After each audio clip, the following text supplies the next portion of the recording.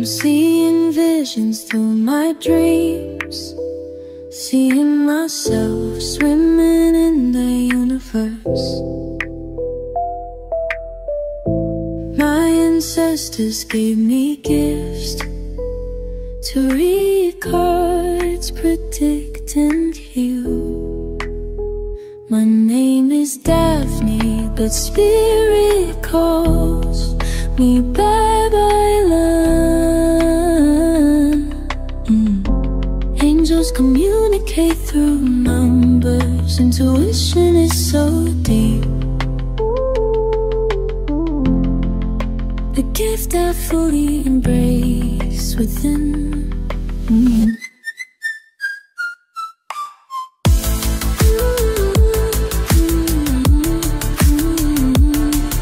So, eto na naman siya, no? Si person.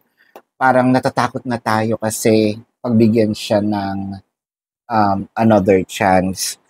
Natatakot na tayo kasi nagsisimula na naman si person magbigay ng motibo, no? Whether it is, sabihin natin wala pang kayo, pero nandiyan na naman siya, nagbibigay na naman siya ng mga mixed signals. So parang sa iyo, naudlot naman ito before, parang sinasabi mo, wag na lang kaya, no? Kasi nakakadismaya kung hindi naman itutuloy. Or nakakakita rin tayo dito na gustong ayusin ni person kung kayo nagkaroon ng separation, pero kung bibigyan pa siya ng another chance, nakakatakot, baka gawin na naman niya uli, no? So, yung mga kasalanan niya sa'yo, the Page of Wands and the Three of Pentacles. Parang gusto mo munang humingi ng time ka person, no? Ng time off. Parang sinasabi mo dito, pwede bang pag-isipan ko muna, no?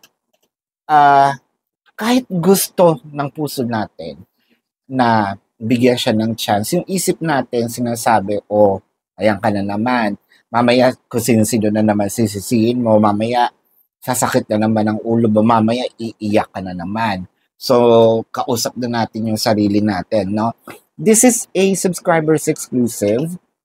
So, kung gusto nyo pong mapanood ang buong video na ito, kasama yung mga zodiac signs para kanino, no?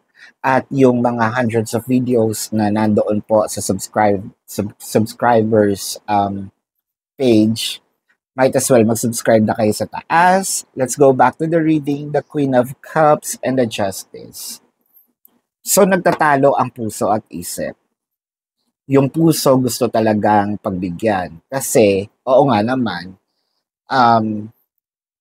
inaantay natin din, no? Si person, yung our hearts knows na si person lang yung gusto. Pero si isip, parang sinasabi, humanap na ng iba. Sino talaga ang dapat nating sundin dito with the Four of Pentacles, the Devil card, and the Ace of Cups. Baka kasi iniisip din natin pinapadama lang tayo ni person. So, eto na nga. Baka love bombing ito, no? Iniisip mo for the sake of magkaayos lang. So, natrauma na tayo, no? So, pagka ganun yung situation, meron ng traumatic experience kasi it does happened before. So, may mga pagkakataon yata na itong si person ay medyo ganun din ang ginawa, no? Sinuyo ka, tas pinabayaan ka sa ere. So, wow. The Four of Cups. Gustuhin man talaga ng puso natin, mas nangingibabaw yung logic. The Strength card and the Wheel of Fortune. Or parang sinasabi dito ng isip mo, kung bibigyan mo siya, no, ng isa pang chance, siguro hindi mo na gagawin yung mga ginawa mo before. Hindi ka na ganun ka generous. Kung dating 100% binibigay mo, siguro ngayon mga 70, no? 60%, ganyan na lang. With the Ace of Pentacles and the Fool card, wow, the Devil card showed up eh. Chances are baka mamaya either nagsusugal-sugal ito na which is ayaw mo, baka na either umuutang sa'yo or nagagalaw yung pera nyo, no? Yung savings nyo kung kayo mag-asawa na instead na sana para sa mga bata, or baka ang kinakatakutan natin dito, pwedeng i-stop niya na nga yung ginagawa niya, pero hahanap na naman siya ng ibang pagkakataon or ng ibang way para pasakitin ang ulo mo. The Seven of Cups and the Five of Pentacles. So, ang dami nun hindi ko kukunin. Lagpas 7 cards yung nalaglag, no? Speaking of 7, Seven of Cups.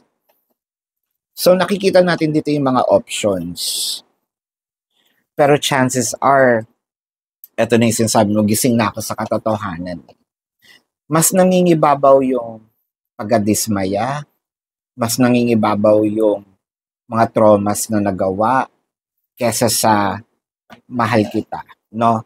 Kesa sa gusto ko ipagpatuloy. Yes, aaminin ko may nararamdaman kasi 7 of Cups. Nandun pa rin naman yung emotion.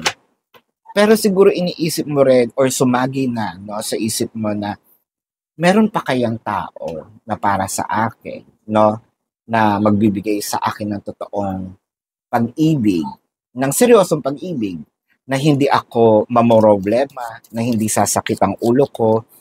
5 of Pentacles is clarified with the Page of Cups and the Empress. Parang sinasabi dito ni Universe na mas maraming pagkakataon, mas may opportunity, no, na makahanap ka ng taong higit pa, no? But then again, ito lang naman ay gabay, no, ni Universe. At the end of the day, katigasan pa rin ng ulo mo ang masusunod. So, let's check, no? Pero ang sinasabi ni Universe dito, meron pa. So, let's not settle for less. So, let's check the zodiac sign of your person. This can be their sun sign or a placement in their chart. Taurus, Pisces, Virgo, Scorpio, Aries, Capricorn, Aquarius. I am seeing Leo, Cancer. I am seeing Sagittarius, Aries, Libra is here. Yeah, I'm seeing Gemini. So this is your reading.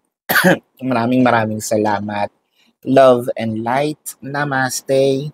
See you po sa susunod na readings. Goodbye.